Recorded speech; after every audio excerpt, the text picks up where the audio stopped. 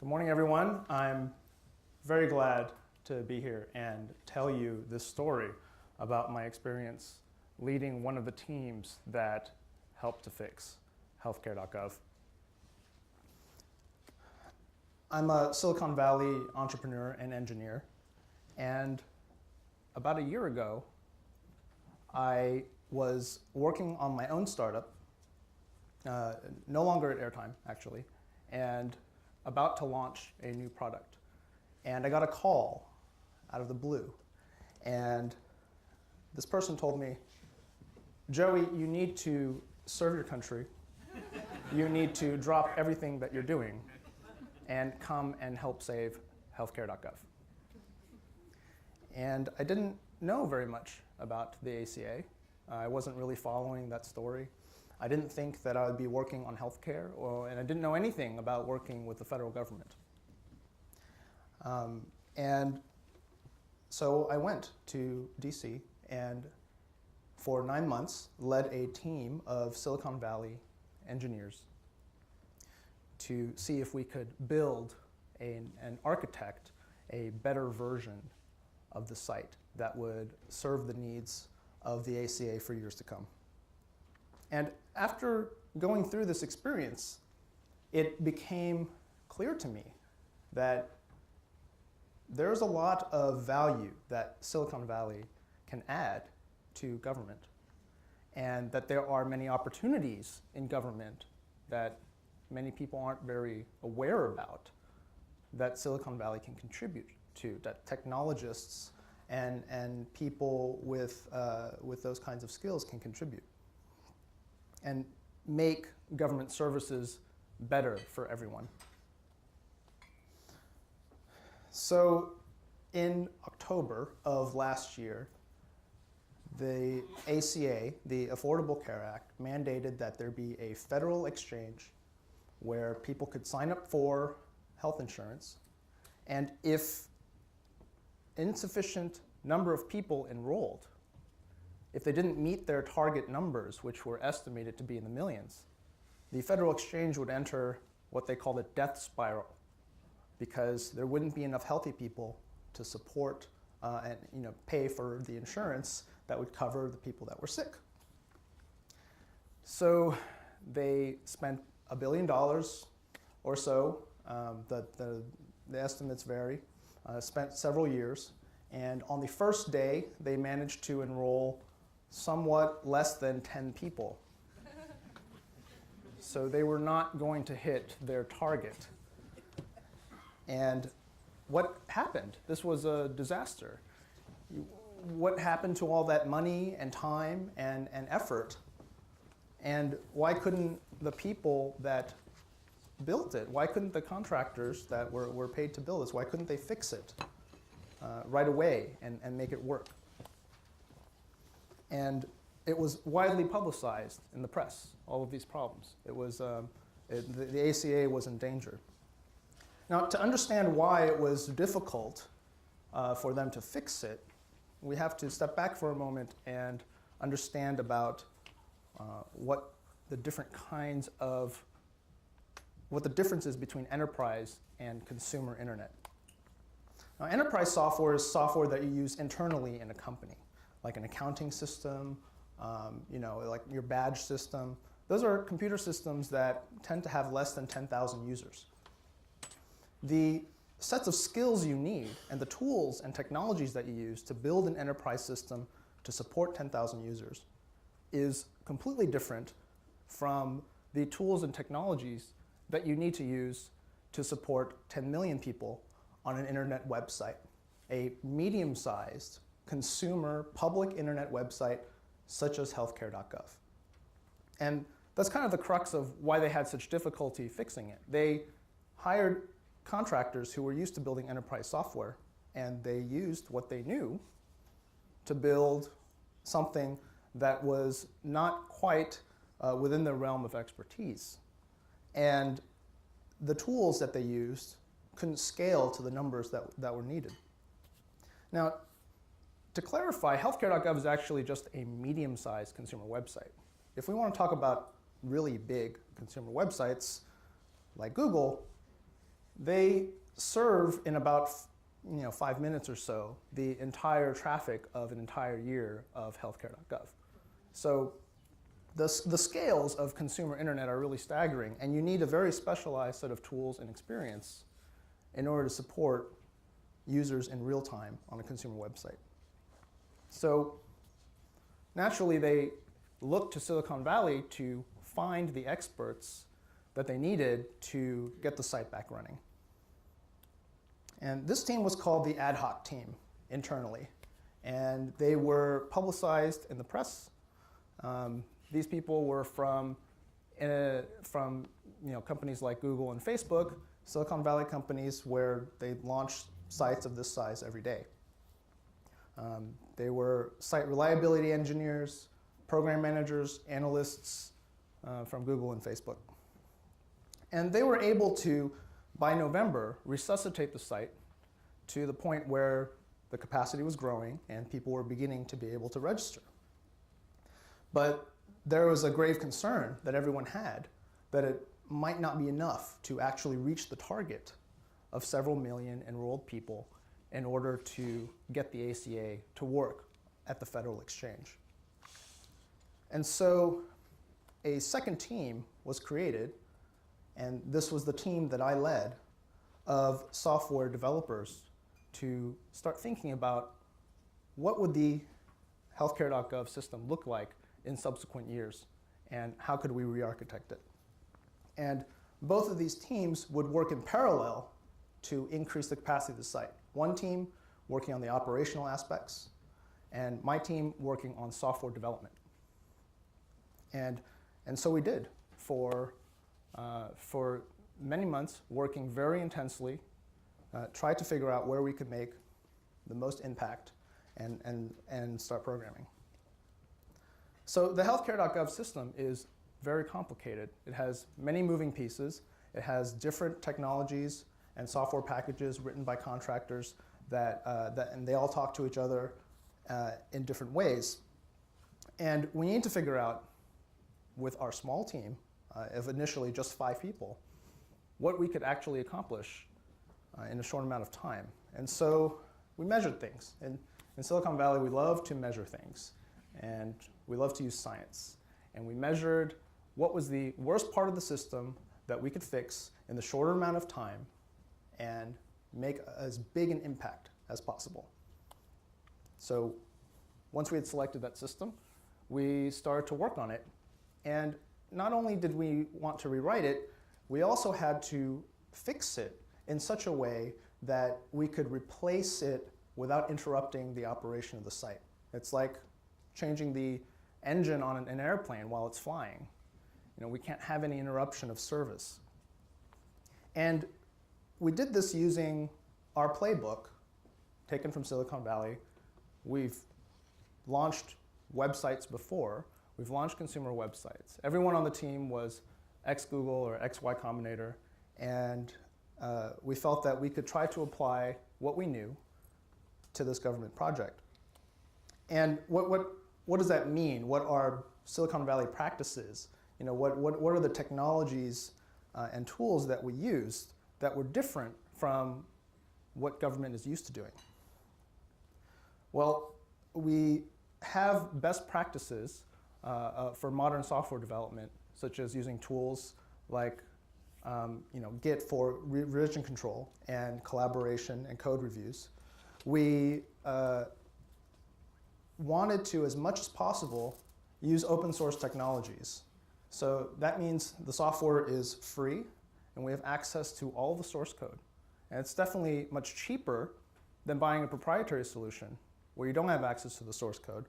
And it needs to be proven. There are many proven open source technologies that people have demonstrated over and over can build and support these consumer websites for millions of users. And we wanted to establish open lines of communication. If the culture of Silicon Valley is very flat as much as possible. If you have a problem, you just want to talk directly to the person that can address that problem. You don't want to go through the bureaucracy. Government is very good at bureaucracy. And it serves an important function, but to get this website done as quickly as possible, we wanted to cut through that. So we created chat rooms where the testers and the managers and the developers and all the different companies could come together and talk in real time about problems as they come up. And we always wanted to make decisions based on science. So measure first before deciding what to do or what to fix. And when we launch something, launch small. Don't launch something huge all at once before knowing whether it would actually work for those numbers. And we also wanted to make sure that when we launched the website, it was on hardware and with support that would scale to millions of users. And this was also talked about in the press, that the data centers that they were using had difficulty keeping up with the load, and there were problems there as well. So I want to talk in a little bit more detail about the data center issue that we worked on, because this is one of the biggest problems that we had to address to get this to work. The Amazon Web Services is infrastructure. It's a data center made by Amazon.com, and besides selling books, they also have this wonderful data center, which actually about 1% of the entire internet runs on. And I would say, maybe that doesn't sound like a lot, but 1% of the entire internet. I would say that most of new Silicon Valley companies run their infrastructure on Amazon.com, like Dropbox, Instagram. Those are examples of companies that utilize Amazon Web Services. And we wanted the government to move parts of healthcare.gov to AWS. And this was very difficult because it was unknown whether AWS would be compliant with all the security requirements and so forth. And so the way that we did this was we used our Silicon Valley connections to connect with the CTO of Amazon. And we said, hey, we really want to move to Amazon Web Services, and we need to figure out how to get this done. Please help us. And so he connected us to the right people within Amazon. We got some of their top people to sit down with some of the top people in the government and say, hey, let's get this ball rolling. Let's see what we can do to make this work. And so we went through a very exhaustive and detailed security process, at the end of which we got Amazon Web Services approved. And the wonderful thing about this is that by trailblazing this effort, we've made it possible for other projects to more easily move to AWS within the government. So we continued to work on this project very hard for many weeks. And finally, in August, it was launched to an extremely small subset of users, not open to the public, but we wanted to test it and see if it would work and how things went. And there was a lot of support from inside the government. They were very pleased with the fact that we were able to get done in such a short amount of time with so few people and at much cheaper cost, being able to replace part of healthcare.gov. And by working on that project, I met many really wonderful people within the federal government. I'd always thought before of the government as this blob, soulless entity that I had to pay taxes to. But it's actually full of wonderful people who really care about serving their country, about helping all citizens in the US get what they need. And it was really an honor to serve with those people and see their dedication to their cause. Now, once we were live, the project I felt had really an unstoppable momentum. And at that point, I returned to Silicon Valley and started to work on a healthcare startup. So this is all still part of a grand experiment, and we won't really know the results of it until the upcoming weeks. And the part that we worked on is still just one part of a very complex system, and it remains to be seen what the final result will be. But I'm very hopeful that it will be better than it was last year.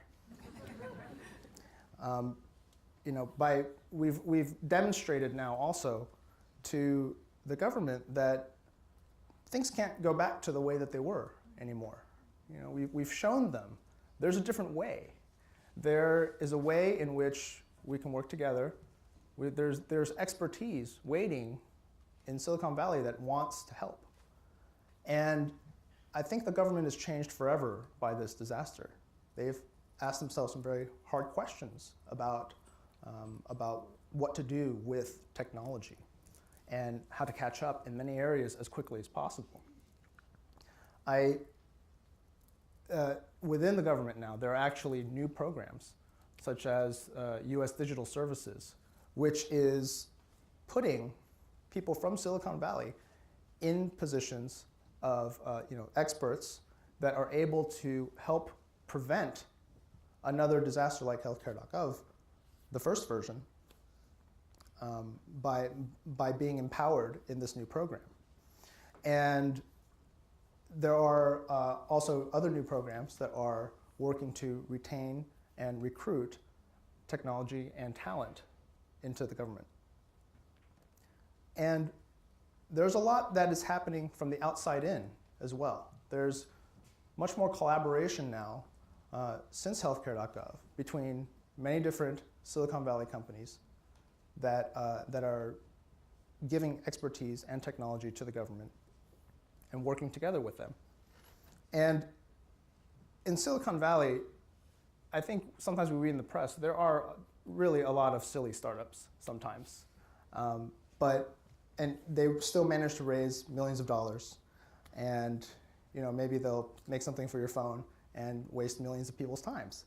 But really, the impact that I felt when I was working on healthcare.gov, just to give you an example of that, there was a study done for the Massachusetts Health Exchange on which the ACA is based. And the study concluded that for every 1,000 people that you enroll in a program like the ACA, you've averted one death that year. So literally, when we're seeing the enrollment numbers come in on the website, on the dashboard, now those aren't just hits to your website, those are actually human lives that are being improved, that are being saved. And that's an incredible feeling to have been a part of that and be able to contribute to that. So that's my story. Thank you very much. And open to questions.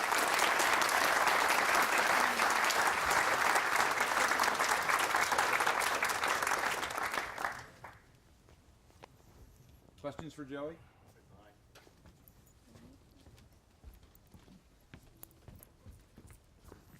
Thanks very much. So you mentioned the primary reason for the failure being a lack of appreciation of the infrastructure that had to be put into place to support something this large.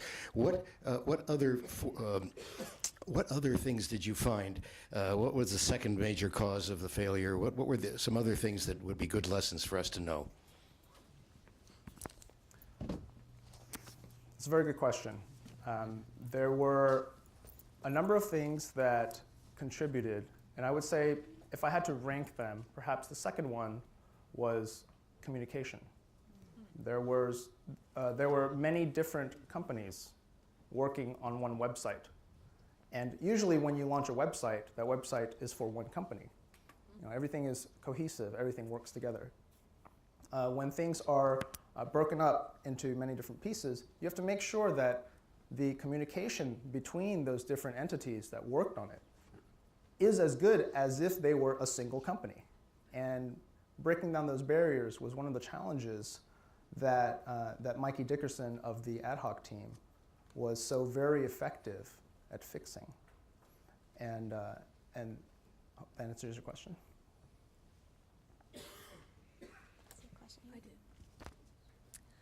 Hi, listening to you, it struck me that in the past, a lot of technology, the internet itself, came out of the government. Yes. And now it's sort of flipped, where we have a private company, Amazon Web Services. So could you speak to, as a real insider, any kind of privacy, security concerns that if there's a private company now Yep. at the core of that. Just your insights on that? So that's a very good question. I would say that there are still, to answer the first part, there are still a lot of technologies that are coming out of the government and that are encouraged by the government. For example, DARPA, which is the ancestor of the program that created the internet, right? There are still many interesting things coming out of that. I would say that in terms of privacy and security, that was absolutely forefront in our minds as we architected this. And I would say that the evaluation that we went through with the government and a lot of the value that we provided in this experience is to go through that security review process and make sure that these technologies are absolutely compliant with the regulations that protect people's privacy and information. And there are both government standards, such as HIPAA or FISMA, and there are industry regulations, such as those that govern anyone that processes a credit card on the internet, to protect that privacy. And infrastructure, such as Amazon Web Services, one of my arguments was that it is actually more secure than the traditional data centers they were using, because from a physical standpoint, you know, the guards, the locks, the shredding of hard drives after they've been used, those things are fairly equivalent between all these data centers. But because Amazon Web Services has such a superior technology stack, we can actually write programs that verify the security of what we've deployed into it. And that's actually removing human error from an equation that, that may have been necessary in older technologies.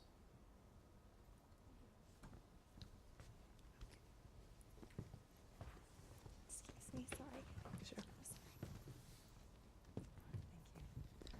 Hi.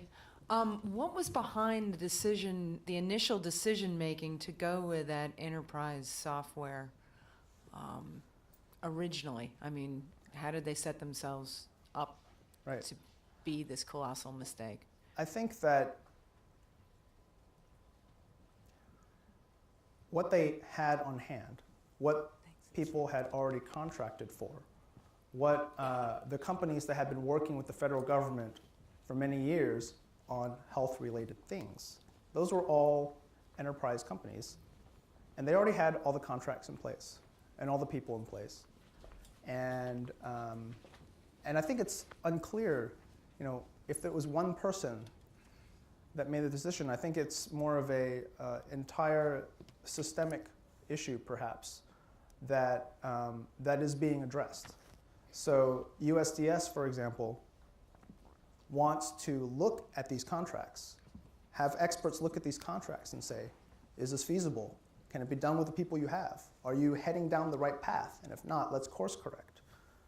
I think that's the improvement that's come out of this. You know, it's not any one group of people. It's everything from how difficult it is to get a contract to what companies happen to be on the East Coast or the West Coast, or other lines of communication. Why are there not many government offices on the West Coast if all the technology is being developed there?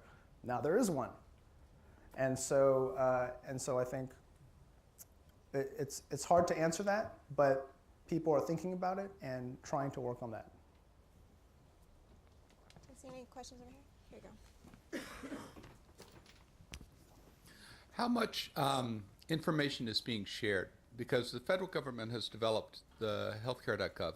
Vermont had a fairly disastrous state healthcare launch last year. How much of the expertise that you guys have done for the federal government is available to the states for them to use in theirs? So I can't speak to detail about this because I don't really know. I can tell you what I would love to see is that the work that we've done someday be open sourced. I personally, this is not the view of any of my employers or the federal government, I personally feel that if the taxpayers have paid to get some source code written that source code should probably be in the public domain of all the taxpayers. And that's why we chose to use open source software. You know, if there's a problem, there's a whole community on the public internet of, oh yes, we've done that before and we know how to fix it. Or you can just file a bug with the person that wrote it on the internet or tweet them and say, hey, fix this. When you use proprietary software, that's much more difficult. You have to pay them, and then they fix it, and then you don't get to see the source code. So if the stuff that we've written will ever become open source, I don't know. And I would love to, I wish that technology was available to all the states. I think that there are many regulatory and state and federal relationships that I don't really know much about to get to that point.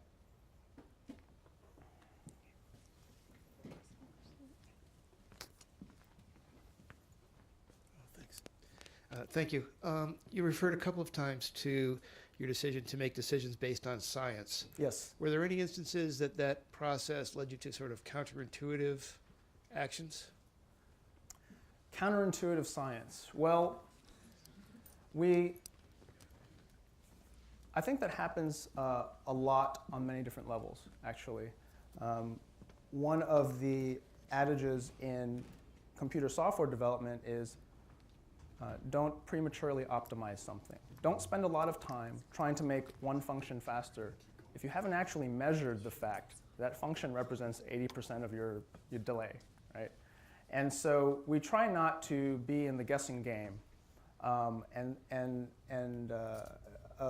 what's bad and what's good, and just measure everything.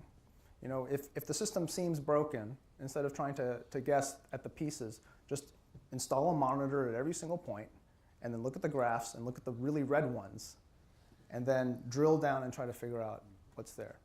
I guess I would say something that was surprising, anecdotally, was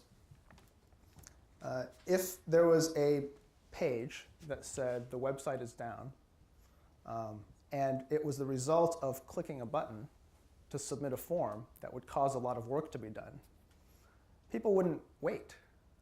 They would click back and then immediately click that button and then put more load on the server, and then they just hit refresh, refresh, refresh, over and over and over and over. So you have to, it's really important, and this is counterintuitive, it's really important to message properly. You've got to wait, or disable that button for a few seconds, or not even actually send the request for a few seconds if they've tried a number of times. You know, those are sort of things that I guess you have to make a leap towards, but only after seeing the numbers and seeing why are so many people, why is the same person getting the same errors 20 times in 1 minute? Well, because he's desperately clicking because he really wants to enroll. So I'm going to stop the questions there, Okay. Joey. Actually, I'm going to ask you one more. I'm going to take a sort of privilege of asking you one question before we go, and that is, I live in London most of the time, Yes. and in the UK there's a system, direct.gov.uk. Yes. I think Andrew alluded to the fact that the UK has quite advanced open data laws, and actually, the UK has gotten a lot of credit for direct.gov.uk, and people are pretty happy with it. It's getting a lot of take-up. You mentioned, that the government, they turned to Silicon Valley, they turned west to look for answers. I'm just wondering whether or not there was any, effort to say, actually, other people have done things like this. Yes. Other governments. Was there any sort of work to look outside of the U.S.? There was, actually. USDS, this program that I mentioned, is based on UK digital services. That idea was based on the idea. Why aren't we doing things in that way? It's demonstrated to clearly work, and it works well. And so it's in an early stage now, but it's definitely the direction that we want to move towards. And it's a very good model. So absolutely, both eastwards and westwards were looked at. Great. Thank you very much, Joey.